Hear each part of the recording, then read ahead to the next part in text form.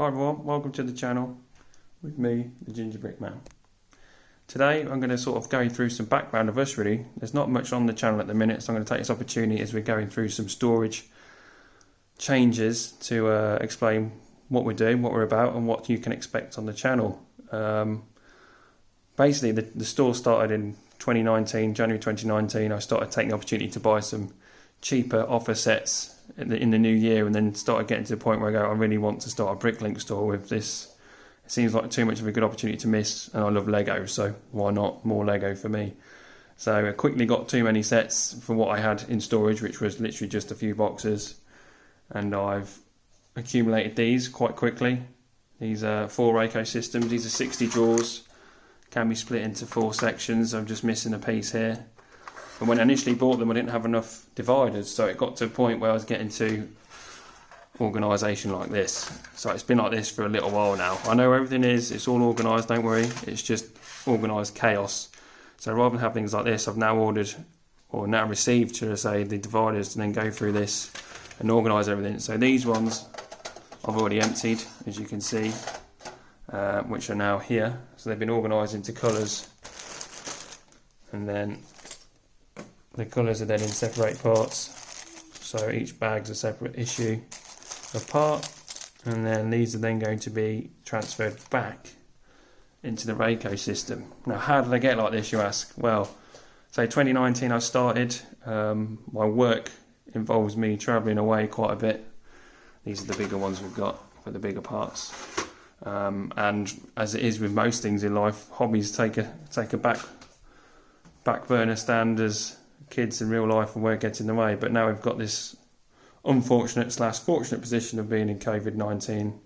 I've had a bit of time to go through it and start organising. So, and with the influx of orders we've had, because people have got more time off to spend building Lego and making their own mocks, etc., it only seemed right to try and get things organised now. So I've ripped everything out into some spare bags I've had. All the inventory's loaded onto a program called Brickstock, so all I've got to do is just reorganise it, rearrange it, but it should be easier now because everything's separated out. So I'll just take a bag, I'll literally put it into a spare space and allocate it to this. So this is going to be section A. A was one of the first ones. In fact, A is pretty damn good. It's been well organised again because I had all the dividers, everything's got its place, so we've just got to shuffle these parts around. These are obviously too big, so I might have to find another place to put them. And again, this hasn't been used to its full potential, so these, we've got loads of these, so I might have to move them into D's to then free up the space, because I've got loads of little bits, as you can see from the likes of this. And there's bags and bags more. There's another load of bags in here waiting to be stripped out. I say 1,200 parts to try and separate out. So the smaller parts I want to try and get organised into smaller drawers, and then that's a lot of drawer for not a lot of parts. Again, look at that one, all these minifigure parts. I'm going to redo the labels because these labels are too big, too ghastly big. This was just a quick temporary fix while I was getting started to get things organised in a way, because most of the time it's Laura, my partner, the GingerBrick girl, who's picking the orders while I'm at work. And we recently invested in a label maker which makes labels like this. Just go across this place here, and then these will all be nicely uniform, and then I can label B's, stack C, and then relabel stack D across here, and then eventually we're going to get some more Raycos to add on to this, because we've still got more parts than Raycos at the minute, but we're going to use a temporary solution again, using this sort of system for now, and then once a few more orders come in and there's some money back in the pot, we can then order some more Raycos.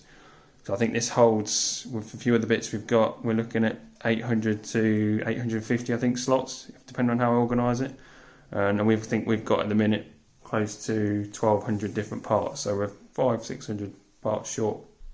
We've sort of priced up this next set of storage. I'm going to get another 4 Raycos like this, hopefully, and some drawers, some trays, some compartment trays that sort of stack nicely, probably vertically as opposed to horizontally, because I think they look nicer. And then we can have, I think that gives us 2,000 spaces, so that gives us a bit of room for manoeuvre for future, because at the minute we want to buy Lego, but it's not worth it at the minute because we've got nowhere to put it, unless we just hold on to it until we do it. But we'd rather put the money into, obviously, restoring stuff. So even the big drawers have got loads of stuff in. Load of the lighter grey stuff here, load of black, and I've still got some more in another room waiting to be put in. But yes, everything will be, all the stores will be linked in the description below, the blog will be linked below. Head on over, give it a read, it'll go along with this and give us a bit more insight into what we're doing. So we're going to try and do the channel to follow what we're doing and how the store works. I would put the camera on me, but it's COVID-19 and I'm a mess, I'm all overgrown, so I won't scare you with that just yet. So yeah, thank you very much for watching. Any feedback, let me know, and see you soon.